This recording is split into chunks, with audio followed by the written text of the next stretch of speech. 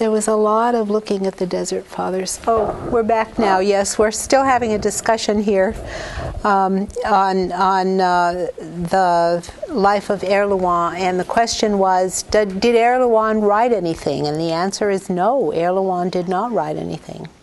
And everything was written by Anselm students about the Church of Bec. I wanted to show you one more picture that's kind of nice from the Textus Rofensis here. Textus Rofensis means the Book of Rochester, okay? And this seems to have been the chapter house. It now serves as a brew house.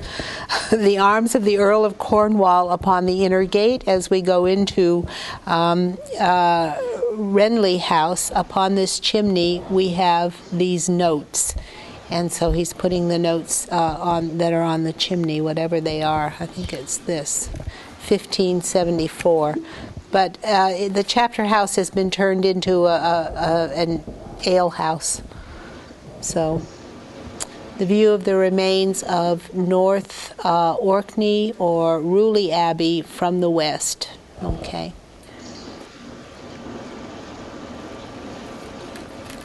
So I just thought I'd let you see that. Okay.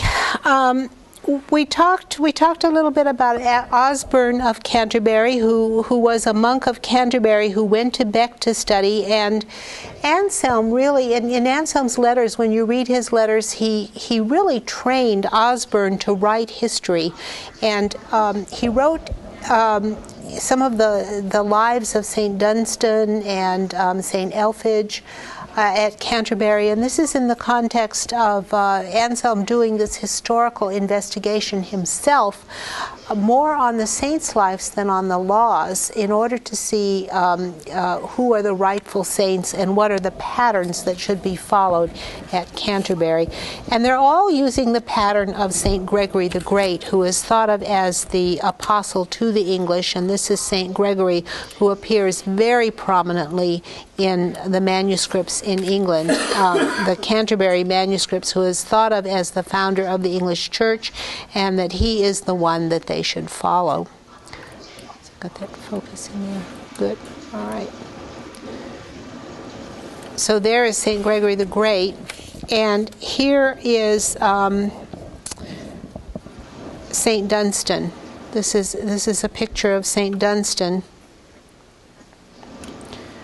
who then becomes this model. He becomes a role model for the Canterbury Archbishops of Canterbury, because he lived out the role that they see themselves as bound to live out, in the same way reforming the church after so many years when it had sort of grown away from its traditions, and Dunstan reformed the church, and so Lanfranc and Anselm see themselves as operating in that model to once again reform the kingdom of England. And in fact, in Anselm's letters, he paraphrases Bede, and he mentions things that Bede says about taming the barbarians in England and bringing them into the civilized culture of the church.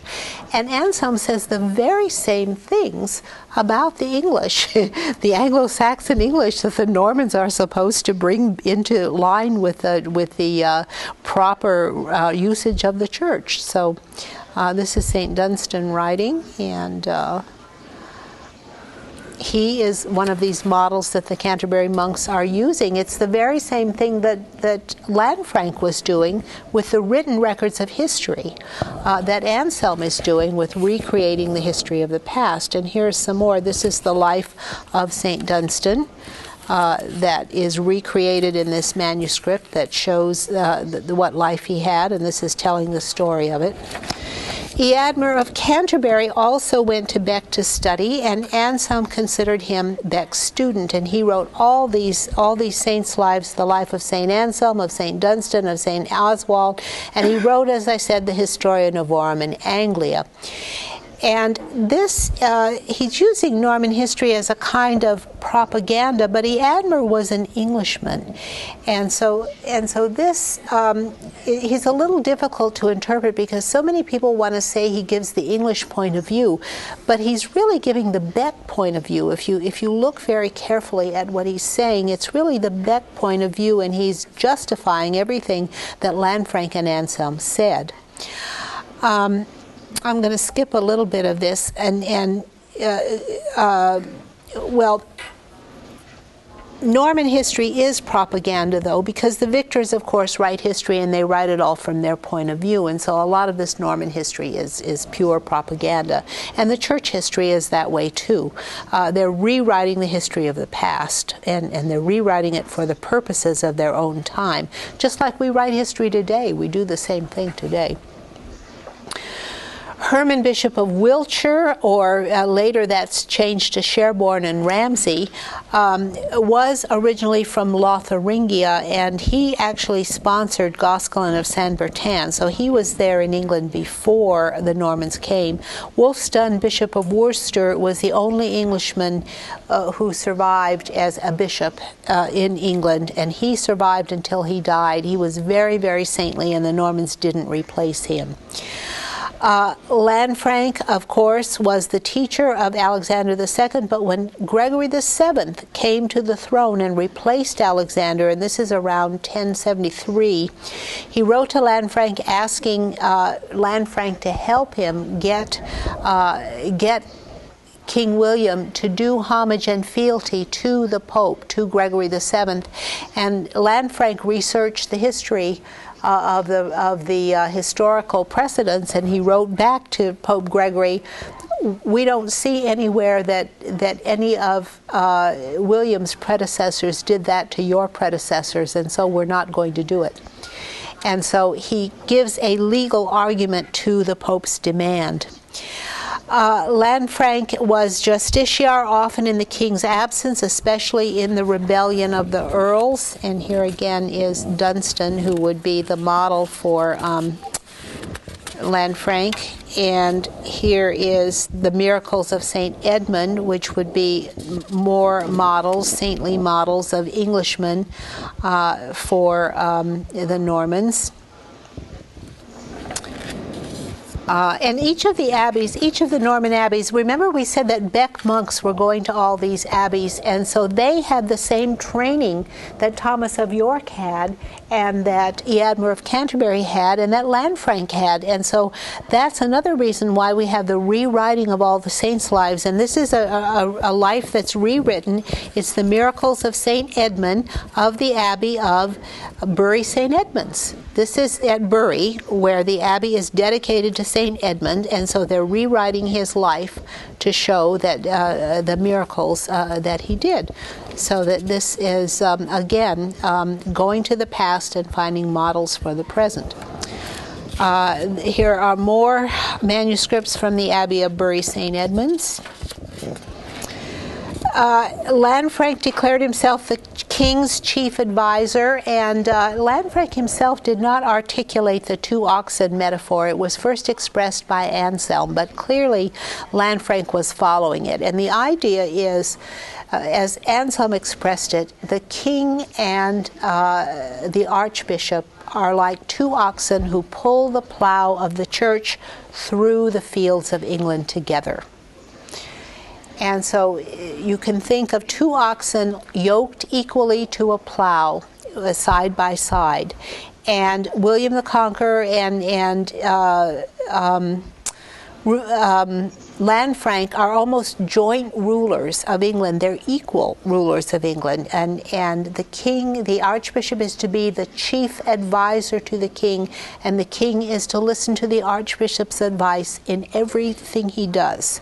And the precedent for that is in Bede, and those are the instructions that Gregory the Great gave to St. Augustine when he first converted England. So those are the rules, and that's where they come from. When William the Conqueror died in 1087, he chose William Rufus as King of England and Robert as Duke of Normandy, and Henry, the third son, Beauclerc, gets a large sum of money. Lanfranc had a lot of problems with William Rufus. He was very unruly. He wouldn't follow in the model of his father. And Lanfranc, there's one story that the only reason that Lanfranc approved William Rufus was that William Rufus swore an oath to uphold the holy laws of England and the precedents of his father. And that was the only reason that Lanfranc approved of William Rufus to be king. I think it's probably more complicated than that. But anyway, Lanfranc died 2 years later, and William Rufus just went absolutely wild. The first thing he did was confiscate all the lands of the church. If any abbots died or any bishops died, he confiscated their lands, and then he wouldn't appoint new abbots or bishops because he wanted to keep the lands and collect the income on them himself. Rufus reneged on all his vows and confiscated church lands. He held bishoprics and abbacies and refused to fill the Archbishop of Canterbury. The Archbishopric of Canterbury was the richest fief in all of England. The Archbishop of Canterbury had more land and more income than anybody in all of England. He was richer than anybody but the king himself. And so you can see why Rufus wanted to keep that in his own hand. Any other reasons why Rufus would want to keep that in his own hand that you can think of? Keep the archbishopric in his own hand. Can you think of any reasons why? Yeah. More freedom to rule. Well, exactly. Would you want a co-ruler? If you were king, you wouldn't want to acknowledge anyone as your equal. And Rufus makes perfect sense to me. Yeah. I think he's more Anglo-Saxon in that sense, because this nonsense about the English kings were pretty independent before. They still listened to their Archbishop of Canterbury, but this is the first time that you see this two oxen theory coming out. You see it first. You can see it mirrored in Lanfranc's relationship with William the Conqueror, but you see it spoken by Anselm for the first time. And when he first expresses it, when he becomes archbishop, he says, well, you're yoking an old sheep to a wild bull. And so he's saying we're not two equals here, and that William Rufus is a wild bull. Well, of course, Rufus doesn't want an equal anywhere in England. And in fact, Anselm actually had to have a campaign to get to be Archbishop of Canterbury. Here are the location of the places. This is Canterbury right here, and you can see that it's way out on the coastline. It's almost exposed. Here is Dover right near Canterbury, and we see a lot of people landing at Dover for invasions. And here is Rochester, about halfway between Canterbury and England, and this is the suffragan see of Canterbury, the sort of lieutenant of Canterbury. Anselm of Canterbury actually was Archbishop from 1093 to 1109. And William Rufus really did keep a lot of the vacancies in the church that he was accused of doing. Anselm followed the same tradition that Lanfranc did by declaring that he was reluctant to be archbishop, that he didn't want high office and he didn't want to be archbishop. But I have argued in my book, Anselm of Bec and Robert of Moulins, and this is a kind of variation of the nightmare of Henry I here. We have a knight confronting a bishop, but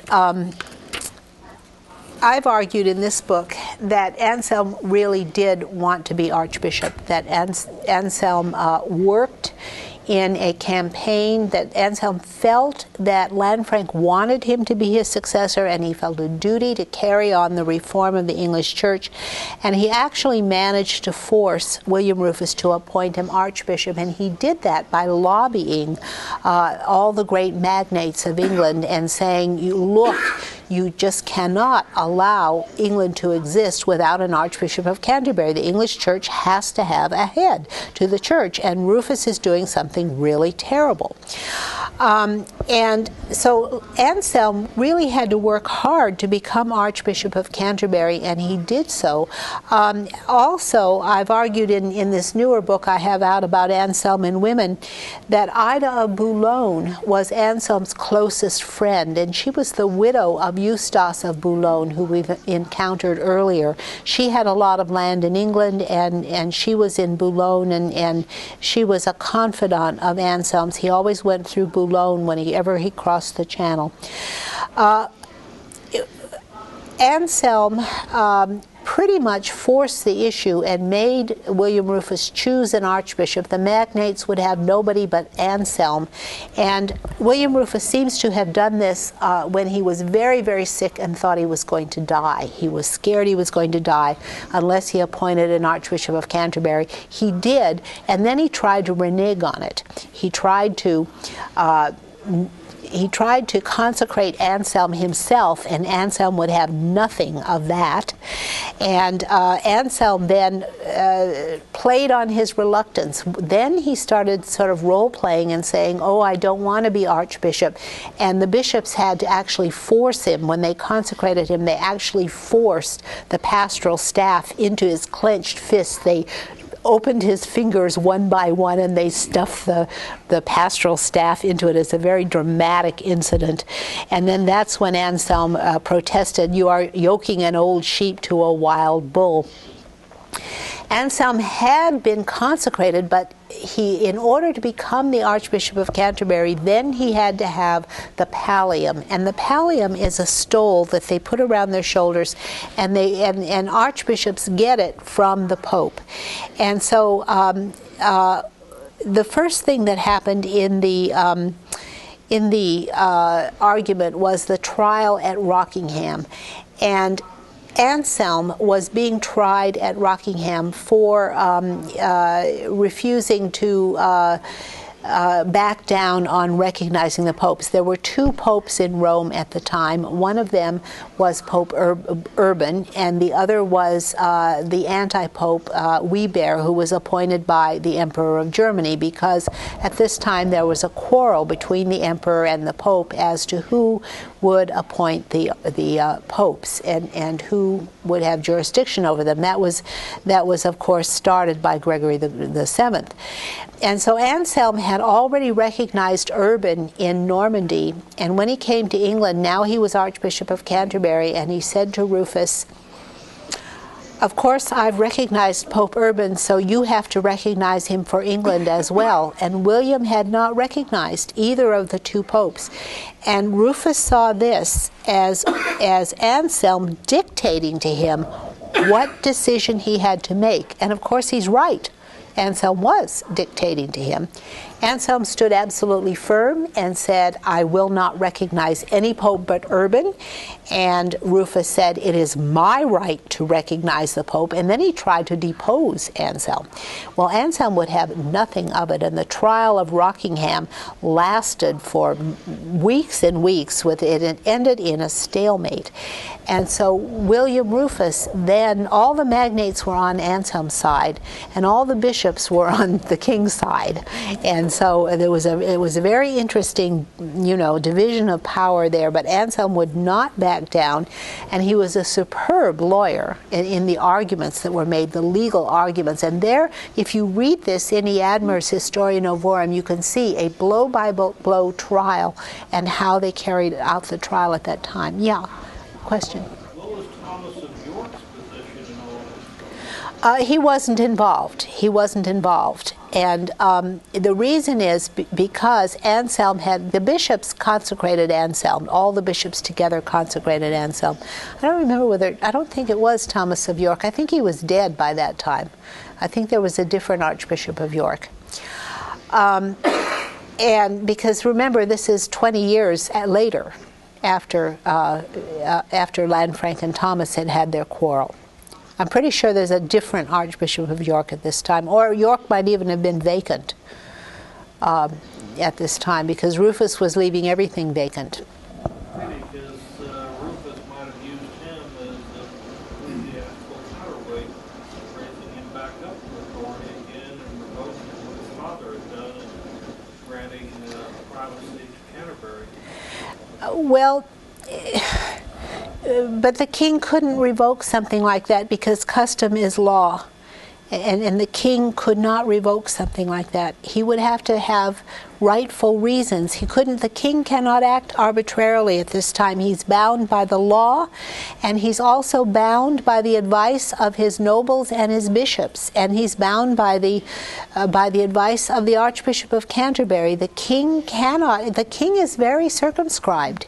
He's not free to do anything he wants in the Norman period. I'm glad you asked that question, because that's a really important point to make. And this is exactly why Rufus was forced to appoint Anselm as Archbishop of Canterbury. He could not act completely on his own will and whim, but he had to obey the customs of England. Just as the kings of England claimed that the customs protected them, the customs also bound them in the ways that they could act. But Rufus tried very hard to have that kind of kingship where he could declare anything he wanted. And so, behind Anselm's back, what Rufus did was declare a truce with Anselm. They were going to declare a truce until 2 weeks later. And what Rufus did was secretly send to Rome to the court of Pope Urban, who was the new pope who hardly anybody had recognized, and he struck a political deal with Pope Urban. And in order to get William Rufus's recognition as the real pope, Urban actually sent the pallium to William Rufus for William Rufus to confer upon Anselm. And Anselm was absolutely horrified and objected, "Never, never will I take the pallium from the hand of the king." Why? Why would Anselm say that? Any ideas why he would say that? No? His authority. He would be receiving his authority from the king. Exactly. That would put Anselm underneath the power of the king, wouldn't it? Anselm would no longer be an equal. He would be underneath the power of the king.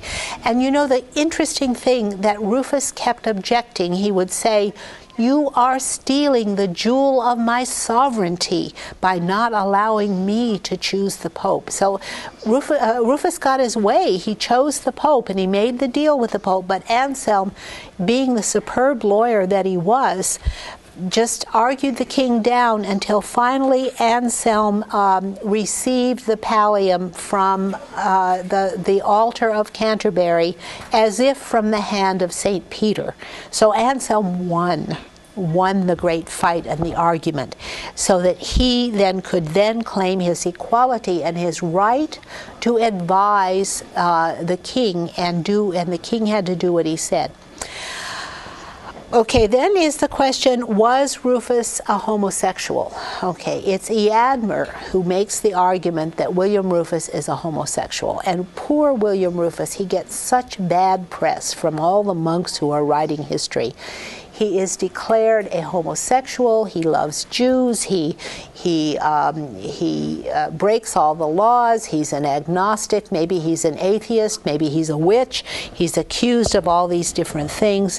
And I personally believe it's all propaganda. It's very difficult because all the sources against Rufus are negative. He is completely painted black by the sources as being really terrible. It's because all the monks are writing history, and they all side with Anselm about how terrible he is. Rufus, I have argued that Rufus attempted to marry Matilda of Scotland, who was a young girl of 13. She was the daughter of Malcolm, King of Scotland, and Margaret of Scotland, who was remember, she was from the old Anglo-Saxon line, and she married Malcolm, and her child was Matilda. Matilda was a 13-year-old girl at the Abbey of Wilton, I believe, at that time. Rufus went there, and the sources say he tried to kidnap her and rape her. That's what they say. But my belief is that he really wanted to marry her because she was the perfect queen for these Anglo-Norman kings. She was of the old English Anglo-Saxon line. She was the daughter of a king and queen. She was the perfect wife. But her Aunt Christina, who was her teacher at the Abbey, popped a veil on her head and said, no, you can't have her, she's a monk, she's a nun. And so this was going to cause all kinds of trouble later on, because she was the perfect wife for the king, and Henry later married her. And so the question is, did he marry a nun? Or so this caused a lot of trouble later. Rufus just went wild. He wouldn't do anything for Anselm. He wouldn't help Anselm. He promised Anselm could hold a council, and Rufus wouldn't let him. And finally, in 1097, Rufus came back from conquering Normandy, completely controlling Normandy. Robert Curthose pawned Normandy to Rufus and went off on crusade. When Rufus had complete control of Normandy, and then conquered Maine, and then conquered Brittany, and was bragging that he was going to conquer Paris. And Anselm was completely hopeless. He couldn't bargain at all with Rufus. Rufus came home from Normandy in 1097 and was trying to conquer Wales. And Anselm had no leverage at this point against him at all. And so the only recourse he had was to go into exile. And Rufus said to Anselm, if you leave the kingdom, you will forfeit your archbishopric. I will take it back. And Anselm said, I have to go and see the Pope. I have to confer with the Pope. And Rufus said, I forbid you to go to Rome and confer with the Pope. And Anselm went anyway. So he forfeited his archbishopric. He went into exile. He went to Rome, and Urban was a very weak pope at Rome. He was having a lot of troubles at the time. Urban not only couldn't help him, he didn't even try. Poor Anselm couldn't get any help at all. It was with the world in this condition that William Rufus was actually shot by an arrow in the New Forest in what was called a hunting accident in the year 1100, and his brother Henry rushed and took the throne and became King of England. We'll come back to William Rufus again later. We have a lot of other things to talk about him. But in the church, the beginning of the struggles between church and state started with Anselm and William Rufus. Now, this is a really interesting diagram that comes from Canterbury. I hope I can get it all in here. And this shows the tree from which the Church of England is sprung, and it includes St. Benedict, St. Gregory, St. Dunstan, St. Augustine, and St. Cuthbert. Here are bishops, another bishop, and a monk, and a monk. And so these are the roots of the tree of the Church of England, and from these roots spring the spiritual orders, the can't read that. The flights of countries, the military orders, and all the different orders of the English Church spring from the roots of these founders. First St. Benedict, then St. Gregory, then St. Augustine, then St. Dunstan, then St. Cuthbert. And so here we see the Canterbury version of their roots. This comes from Canterbury, by the way. Then we see under Henry and Anselm the English Investiture Controversy. Anselm, immediately when Henry became King of England, Anselm was recalled from exile, and indeed Anselm was already on his way because he had a premonition that William Rufus was going to die. And there were rumors and dreams and predictions that something horrible was going to happen to William Rufus. Rufus was shot by an arrow in the New Forest, and so Henry immediately sent a letter to Anselm and promised to do everything that Anselm wanted him to do. Between 1100 and 1103, Anselm was reconciled with the king. Anselm actually engineered the marriage of Henry I to Matilda, the daughter of Malcolm of Scotland and St. Margaret. To do this, he had to argue a legal case that Matilda had actually not been a nun, because there was a big uproar that the reason Rufus was accused of trying to kidnap her was because she was a nun, and now here is Anselm sort of engineering Henry marrying Matilda. But Matilda was the perfect queen. Sometimes she's called Edith Matilda. I like to call her Edith Matilda to distinguish her from Henry's mother, Matilda. And Anselm backed Henry up in everything he did. Henry and Anselm were cooperating on everything. And in fact, in 1103, Anselm even went to Rome to plead with the Pope on the king's behalf, to plead that Henry should never have to do homage to the Pope because his predecessors had never done it, and that Henry should have the right to receive the homage of all the bishops of England, even though the Pope had forbidden it. And so he actually pled Henry's case at Rome, and he failed. And when that happened, Henry sent him into exile. Henry then invaded Normandy in 1104 and entered into a propaganda duel with Anselm. And we're very fortunate that he did. They did this all by letter, and all of these letters survive, or most of them survive, in Anselm's correspondence, so that you can follow the arguments and the propaganda duel. Included in the letters of Anselm are also numerous letters of the Queen and her correspondence. And the Queen, and here you can see something new revealed about Anselm's idea of kingship and how he's counseling the king and especially the queen. And what Anselm is counseling the queen is that his view of women in marriage, that husband and wife are equal, and the king and queen are equal to each other, and that the queen's duty is to counsel the king and into the right path and to do what is necessary to make him into a good Christian king. And this replicates the exact duties that the Archbishop of Canterbury has with the king, only they're within the marriage, and the queen is sort of interchangeable with the Archbishop of Canterbury.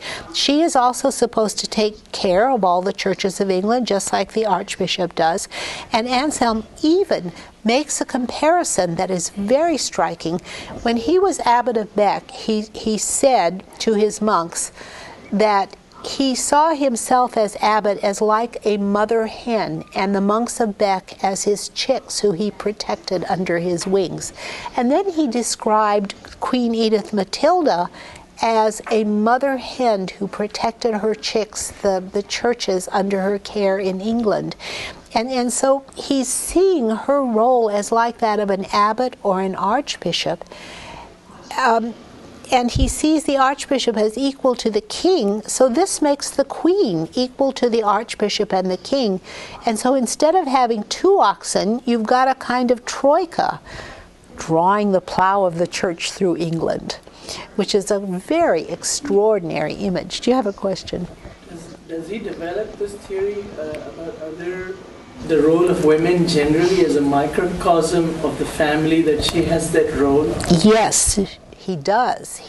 He sees the role of women in a marriage as an exact microcosm of the king and queen. The king and queen are sort of writ large as the role model for all of England, the social role model.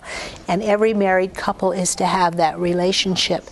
It's in a relationship of equality where the woman is doing the major guiding of the husband and the advising. And so she is seen as the wise person who carries out the intellectual activity of the family. Yeah, did you have a question? No? Okay.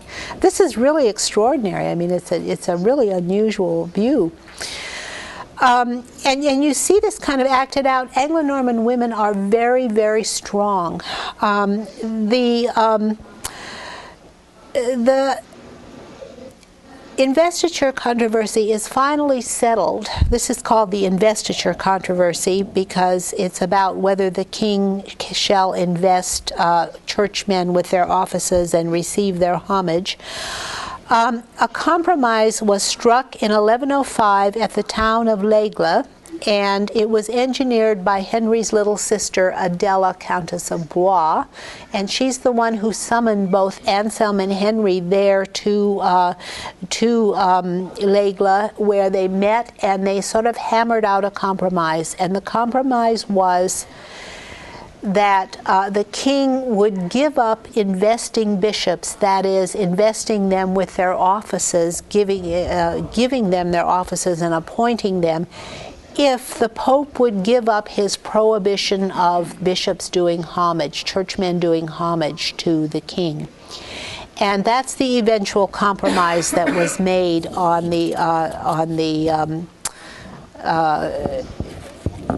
in the Investiture Controversy, but it was made first between Anselm and Henry, and Anselm and Henry, of course, then Anselm really wrote letters to the Pope and reported that this is what happened at the meeting, but only with the Pope's permission would this agreement be carried out. And Henry, meanwhile, stalled and wouldn't give up the conquest of Normandy, even though Anselm had really forced him to give up the conquest of Normandy. But you can see how far away it is to go to Rome. It takes a long time for those letters to be sent from Normandy to Rome, and it took a long time. And meanwhile, while the negotiation was going on, Henry sent his army and continued the conquest of Normandy. And once Normandy was conquered, Anselm and the Pope would have no more leverage against Henry, because a lot of the Normans had refused to fight for Henry. Because Anselm had threatened to excommunicate them. So the longer it dragged out, the worse it was. But Anselm still kept the pressure on Henry, and eventually Henry publicly reconciled with Anselm at Bec. Henry was begging Anselm to go to England as a reconciliation, but Anselm wouldn't. And then after a public reconciliation at Bec with Henry at Bec, Henry then went on to the Battle of Tanchebray, where he made the final conquest of Normandy, and only then did Anselm return to England. And very interestingly, he and King Henry chose and consecrated bishops together. And now, by this time, by the end of Anselm's reign, nearly all English abbots are former monks of Bec and Caen, but not the bishops. The bishops tended to be men from the chancery, the chaplains at Henry's court. So the bishops are kept as part of the assignments that the king could give him. In 1109, Anselm died, and in that same year, Hugh, Abbot of Cluny, Gundulf, Bishop of Rochester, and Queen Edith Matilda also died. It was a very difficult year for King Henry I. Henry I repeated exactly what William Rufus had did, but nobody condemns him for it. Look, he kept the archbishopric vacant for 5 years, a year longer than Rufus did.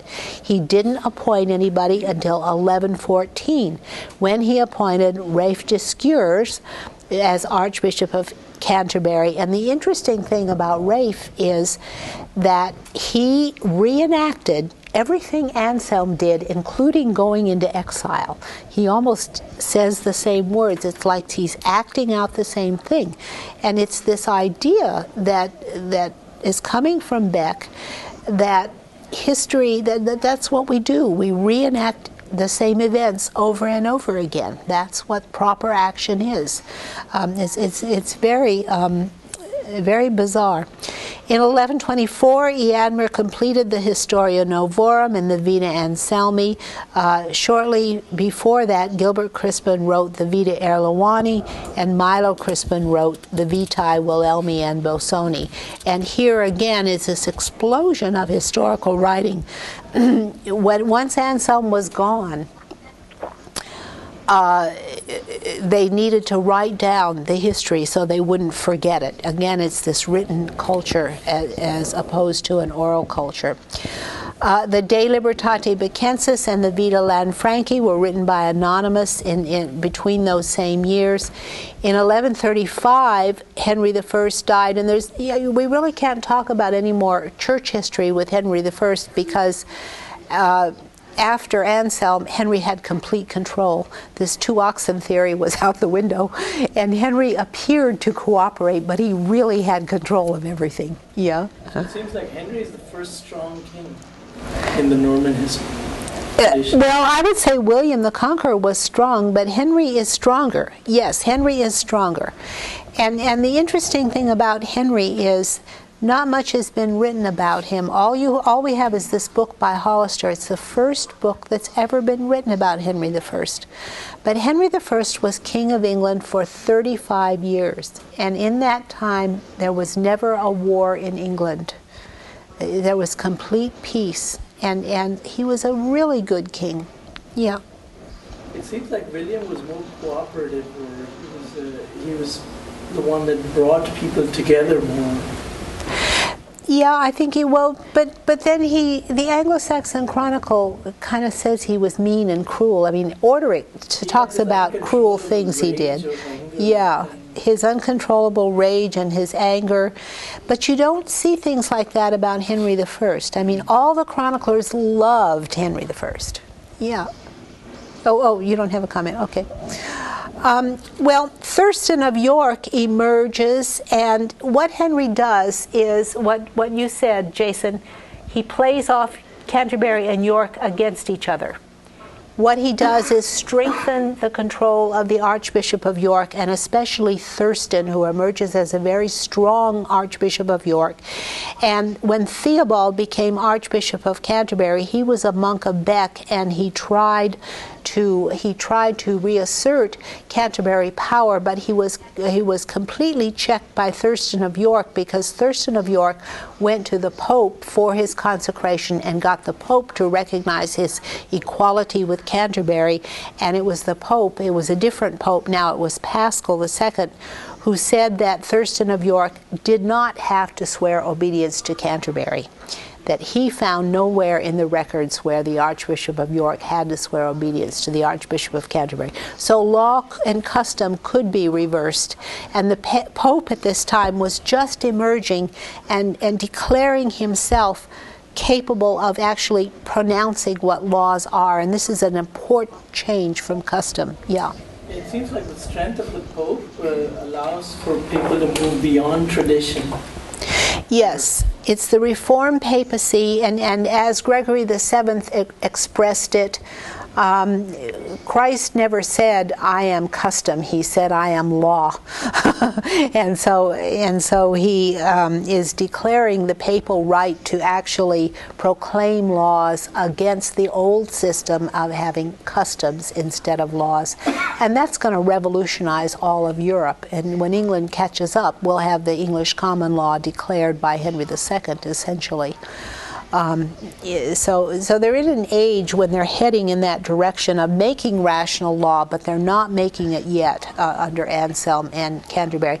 Under Archbishop Theobald, Canterbury becomes almost a university, as Raymond Fourville has argued, that Canterbury had the potential of becoming a real university, just like Paris did, because the circle of scholars that had been at Canterbury from the time of Anselm had this very strong tradition of schools and scholarship.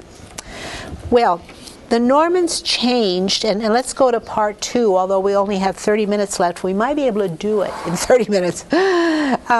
The English Church Reformed, Part 2. The Normans changed the English landscape in extraordinary ways, and we've already talked about how they built castles everywhere, and everywhere William went, he left a loyal vassal to build a castle. The Tower of London, the Rochester Castle, among the best preserved and the earliest, whereas the castles in Normandy had been made out of wood. Now the castles in England were made out of stone, and the sheriffs of each area were often castellans. And here, I have marked in these green dots, if you can see them. Maybe we'll zoom in a little bit. I've marked with these green dots the location of just the major castles, but there are many, many more. There are hundreds and hundreds of castles all over England, so you can see how enormously the landscape was changed by just the building of castles. And as many castles as they built 3, 4, 5 times as many churches. Okay, they tore down all the old Anglo-Saxon churches and built new churches. Every town and village and little dell and every monastery was rebuilt by the Normans. Here are these castles where we can see the building of castles. There were no castles before the Normans came. Now they're everywhere, and here's a lovely castle at Richmond. They're everywhere scattered throughout England. Here's Rochester Castle, which is my favorite castle. It dates from the Norman conquest. It's a wonderful castle to see if you go to England. And here is the Tower of London with St. John's Chapel within that castle, the Tower of London.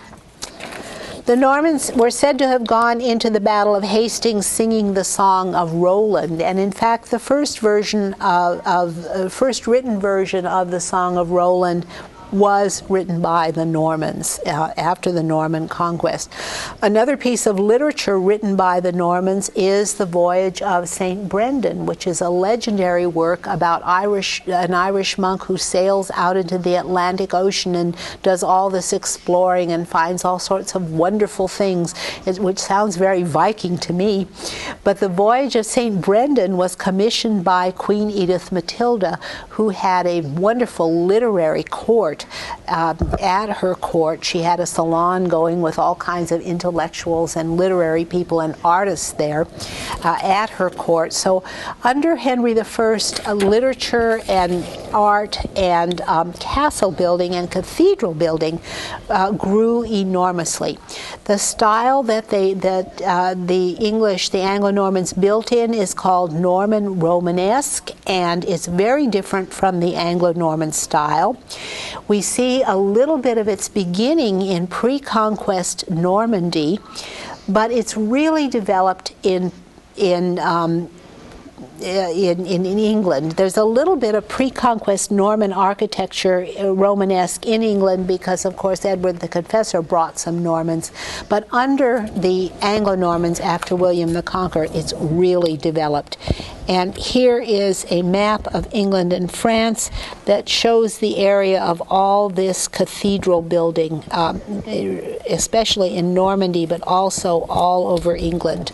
Just enormous cathedrals, and not to mention the small churches everywhere you go in England. Here is St. Albans Nave. This is the Anglo-Saxon part. And this is virtually the only Anglo-Saxon church that's left in England, St. Albans. And you can see it's got this wooden ceiling. See the wooden Roman-style ceiling and the very simple Romanesque arches. A lot of wall painting on all of these walls. And this is another Anglo-Saxon church, very, very small according to the standards we're going to see with the Normans. And remember, in pre-conquest Normandy, you also had quite small churches. This is that 10th century church in pre-conquest Normandy.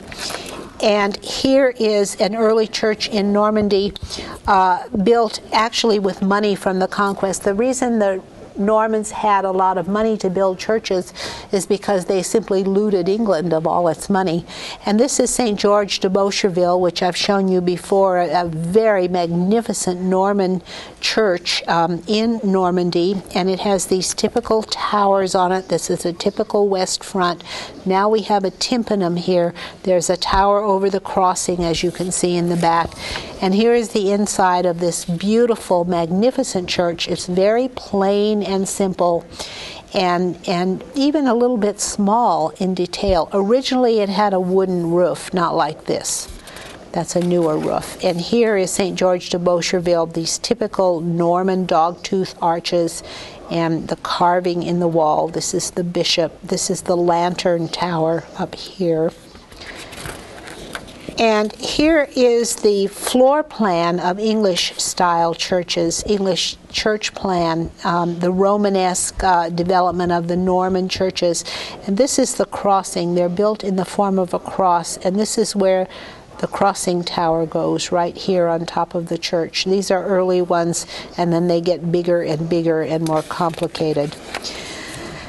There's an interplay between England and Normandy. A lot of experimenting is going on in England as they build these magnificent, huge churches in England, and then they go back to Normandy and they build, and they use the same techniques in Normandy. There's a cross-channel migration of architects and artists who do the same thing in Normandy and in England. And one of the interesting things is a lot of the stone was actually shipped across the channel to England from Normandy to build these stone churches. It was quarried in Normandy, shipped across the channel. The prime example of the most beautiful cathedral is Durham Cathedral. And this is a little church in Normandy that was built, this is in Falaise, William the Conqueror's birth town, and here's that tower over the crossing again, the Norman Tower, and here is the interior in this very plain and simple Norman architecture. I think this is earlier than St. George de Beaucherville. It's much simpler. And then here is Durham Cathedral from the southwest, a towering, huge, magnificent cathedral. Here it is from the north. You can see it up here on the hill in Durham. Here is the plan for it, which is really complex and gigantic. All the churches the Normans built, the Episcopal churches where bishops were, the cathedrals, were always monastic churches. Either they had monks or canons attached to them. And here is the cloister of the monk, the chapter house for the monks. Here is the nave and the central tower that they all have, the choir, and then these are the altars on the east end. And usually, well, here, this one is quite typical of Norman churches because the entrance is on the side instead of through here. And this is a chapel on this end. In France, the entrance is always here on the west end, but the Norman churches always enter right from here on the side. So this is the plan of Durham Cathedral and the monastic buildings. This is the kitchen, this is the dormitory, and this is part of the cloister. Okay, this is probably the library here.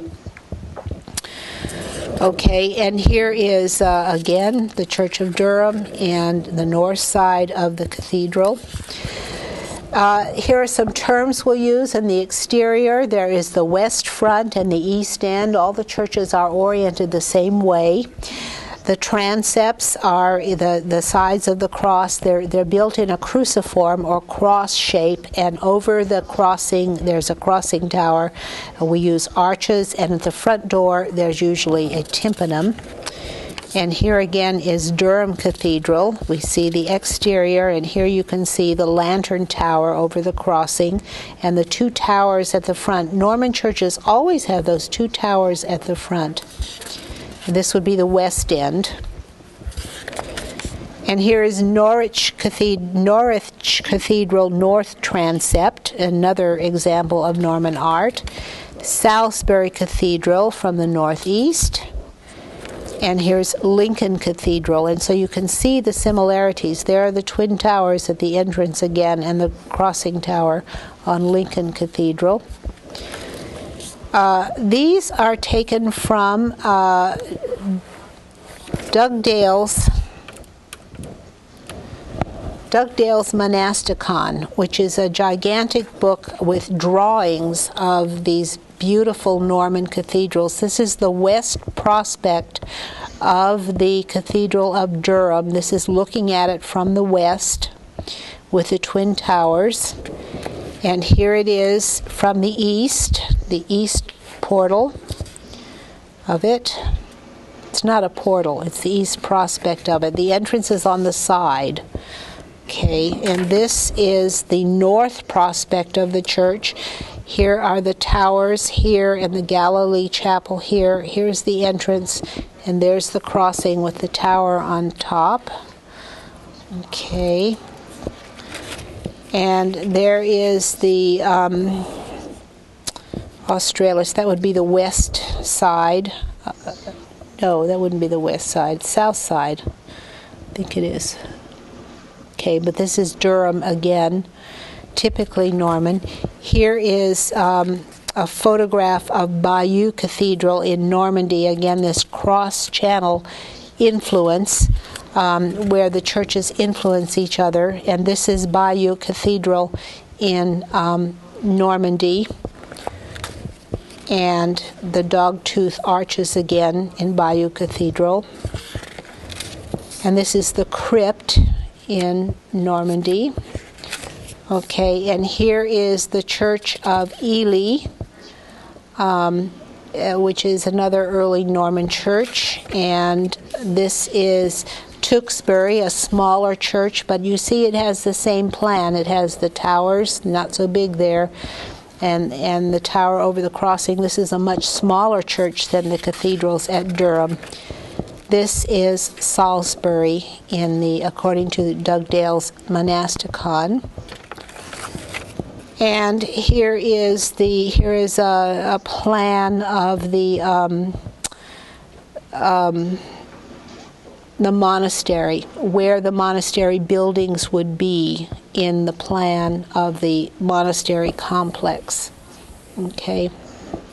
This would be the church, and these would be all the outbuildings of it. Here's the plan of Salisbury Cathedral. The plans of English cathedrals are quite different from French cathedrals. They have all these, this is a double crossing church, and then it has these squared kind of ends. And then here are some other different Norman plans in England. These are more French. This is a later French influence, and I think this is Canterbury. Let's see. No, this is St. Albans. Okay. This is Bury St. Edmunds and Norwich. Question. Yes.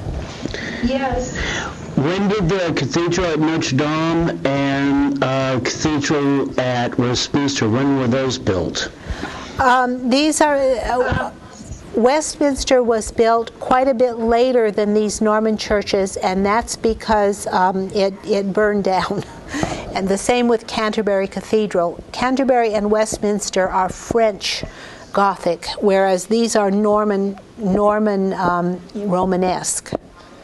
And Canterbury and Westminster were built after Notre Dame was. Notre Dame was built after these Norman churches were. Okay? You got the chronology? Thank you. Okay. And here is the English cathedral as it's more developed again, and it gets more and more complicated and complex as time goes on. Here is the English cathedral again becoming much more complicated. This is Canterbury Cathedral, which is French Gothic, and Winchester Cathedral, which is more French as well. Okay, we've looked at the exterior and the plans. Now let's look at the interior. And there in Norman Romanesque, we'll see dogtooth arches, columns, capitals, a nave, side aisles, and in the case of Durham, we'll see the Galilee Chapel. Here is the Durham Nave, and I don't know if you can see these dogtooth arches, but these chevrons and these designs on the column are purely Norman and very unusual, distinctively Norman. You can see the dogtooth arches here on the ceiling at Durham, and the original ceiling was not wooden, but rather it is a groined vault, and this is the first groined vault in all of Europe. It appears here in Durham Cathedral before it appears in France and before it appears in Normandy. So this is the very first stone groined vault that's made in all of Europe. It's made at Durham Cathedral. This is a great innovation made by the Normans. Notice how thick and massive the columns are. It's a very powerful church. Here is the nave of Durham Cathedral from the north aisle. I was at Durham last summer, and I was very sad that they wouldn't let us take pictures inside. It was forbidden to take pictures, so I had to find these drawings. But here you can see these decorated massive columns, and see how they're decorated in these Norman dogtooth arches. And you can see them even a little better in this, the view from the nave into the north arm of the transept. Here, these patterns, this is the one with chevrons, and this has the sort of cross-hatching on it. And even these little arches have the dogtooth decoration. And here is the west end of the nave from the north door. And notice how massive the columns are. You can really see it in this picture.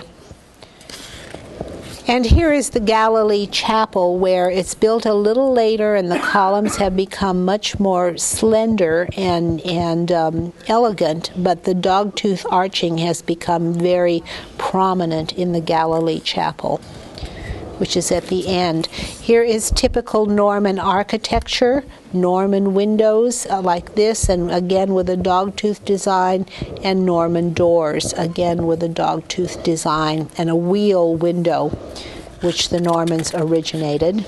And here's a little bit of a close-up on those designs. Here is Gloucester Cathedral, the nave from the southwest. Notice that it's got those very massive columns and the dogtooth arches again. This is typically Norman Romanesque. And this is a typical Norman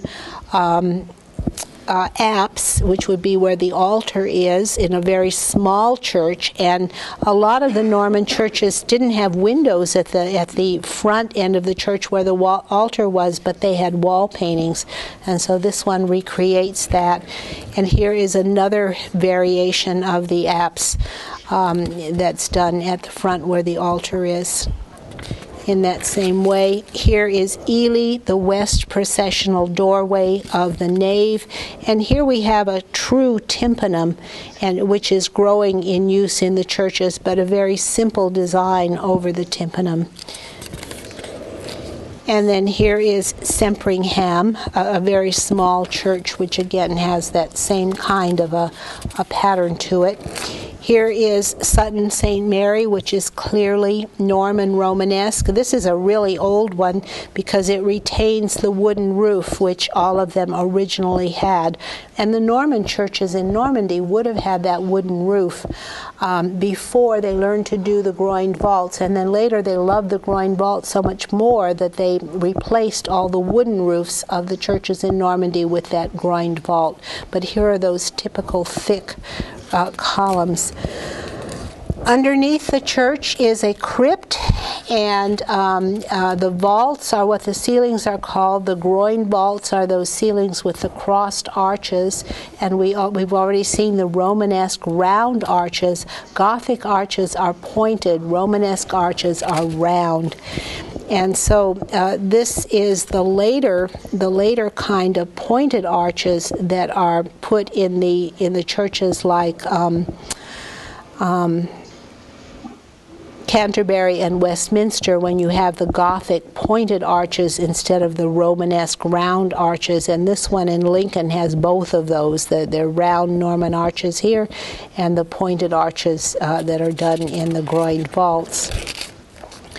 Here are some more examples of pointed and round arches. This one is Gloucester, and it has very round arches. Here with flying buttresses, but it has pointed arches in the ceiling, and that's a typical pattern that we see in England. This one is this is the Canterbury Choir, and even that has that's interesting. Has round arches that remain. Okay. And here is a cross-section of the Beaux. This is Castle Acre Nave, and this is the Roman Normanesque with the round arches and the dogtooth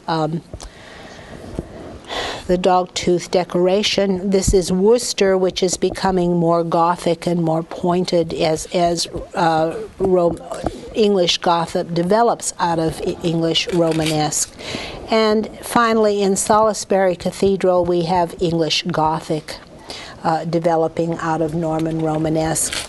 The round church at Cambridge is a very unusual church, and it's very hard to figure out exactly where it came from. The only parallel I've found is in Denmark, and here's a round church in Denmark, and I wonder if that's where the idea for the round church at Cambridge came from.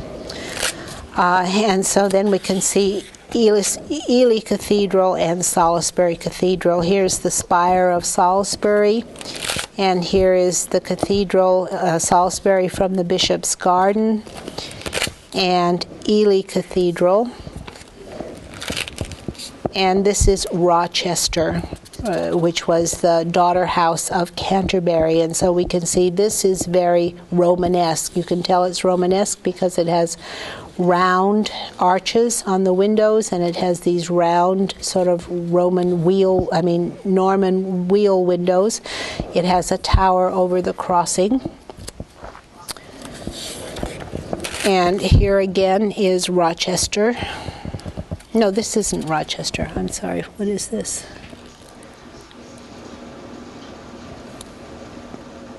Winchester. This is Winchester. All the bishoprics are monastic in England because there are monasteries and monastic bishoprics. Christ Church, Canterbury is one monastery, and there's another monastery attached to Canterbury Cathedral called St. Augustine's Abbey, so there are two monasteries attached to Canterbury. In Rochester, and I showed you the Textus Rufensis already. All the monks who went to England were Benedictines. Later on, there were cathedral canons attached to the cathedrals, but all the bishoprics of England were monastic, and there were either monks or canons. Here's the plan of Durham Cathedral and the monastic buildings, and here is the cloister where the monks or canons would have lived. Here is a Benedictine monk who would have been in the Benedictine order. There was a long tradition of Anglo-Saxon nuns in England, but post-conquest the nuns became much less important.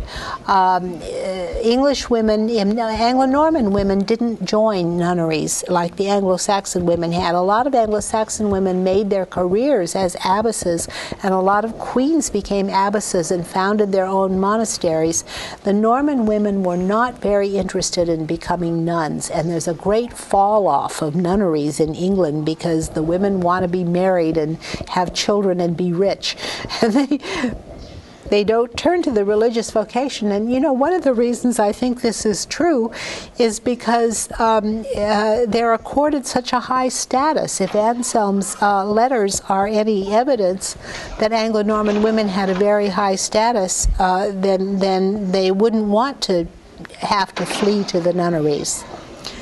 As we said before, Goscelin of Saint Bertin wrote lives of all the English female saints, and Anselm venerated married women. Here is a Benedictine nun. And we have 9 minutes left. We'll look at some manuscripts. We'll look at some Anglo-Saxon examples and then some Norman examples. And we'll see that the Norman manuscripts are at first rather Saxon, but they evolve very quickly into something you can recognize as different in their Norman qualities. And by the end of the 12th century, they become much more classical and even Byzantine in character. Here is an Anglo-Saxon manuscript, and I'm going to zoom into it so you can see the picture more clearly. Okay, and you can see the kind of style that's done in this Anglo-Saxon manuscript. And then let's zoom out again. This is Anglo-Saxon by Alfric, and here is another Anglo-Saxon manuscript. This is Anglo-Saxon music, which is quite interesting, I think.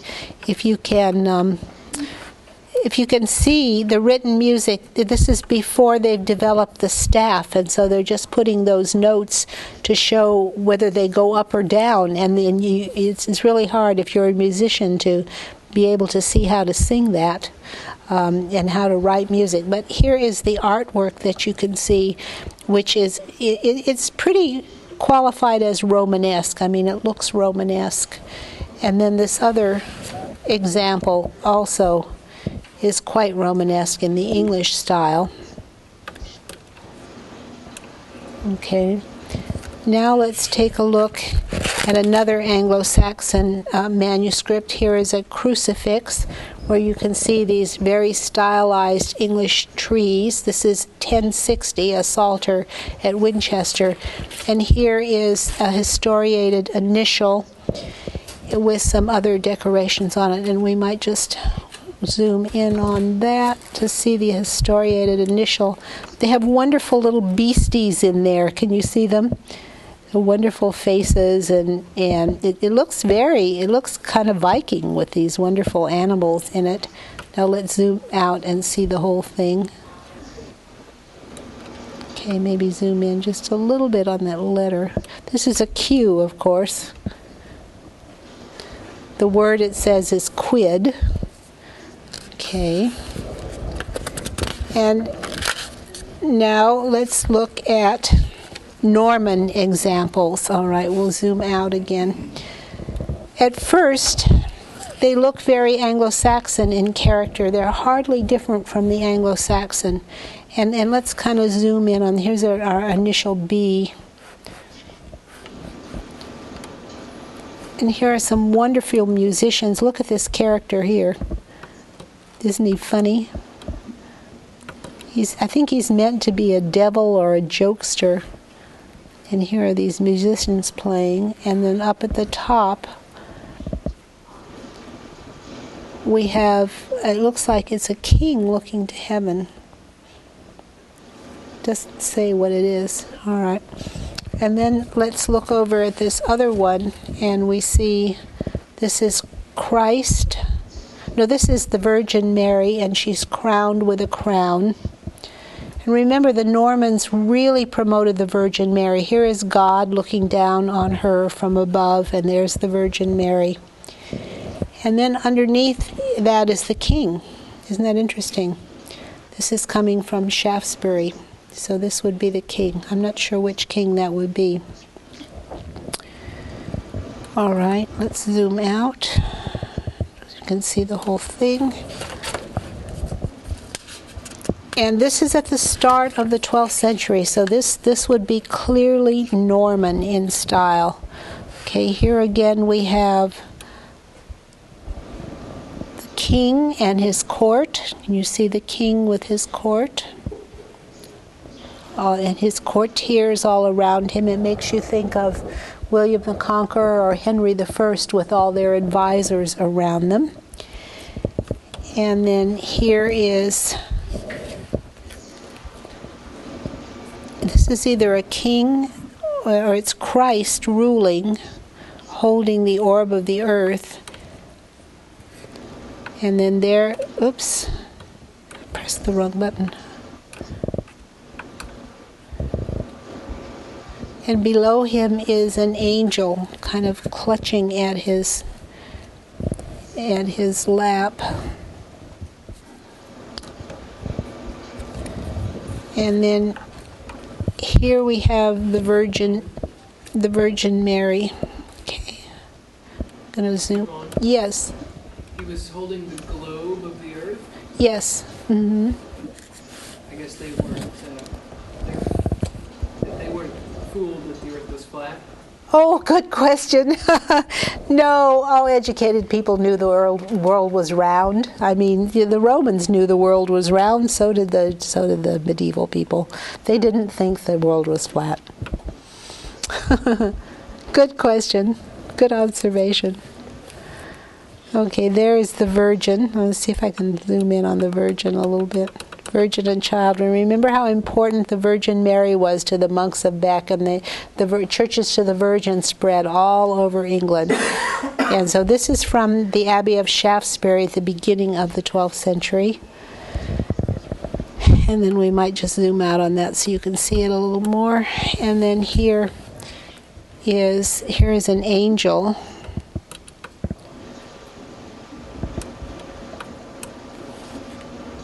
This might be the angel Michael holding the souls at doomsday, carrying them up to God. So we can see that the style has changed somewhat as the Normans begin developing their art. Here is the Psalter of St. Albans Abbey at the beginning of the 12th century. And here we see Christ entering the city of Jerusalem on Palm Sunday on the left, and here are musicians playing. Let me zoom in on those. They're so interesting because, of course, they painted in the style of the court, and this is what would have been done or seen in the court. So here we have the musicians on the top row. We've got a sort of viola player and two harpists, and down here are bell ringers. They have chimes or bells. Is that focused well enough? Let's see.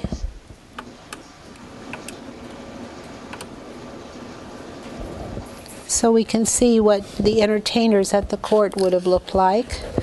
Here we have a great big one. We have to zoom out. We can maybe look at it. This is an evangeliary at Bury St. Edmunds, and we'll kind of look at the individual panels. This would have been these people are stoning this woman. Okay, this must be showing a miracle. All right. And then in the next row we see a feast going on. And then someone being driven away. His hair is being pulled, and he's been driven away. So this is the Last Supper. This is Christ. Okay. It's the Last Supper, and finally, the final panel is Christ entering Jerusalem. So we'll zoom out on that. There, you can see him entering Jerusalem. So this is the story of the crucifixion. This is their version of the Passion of the Christ, that new movie. Okay.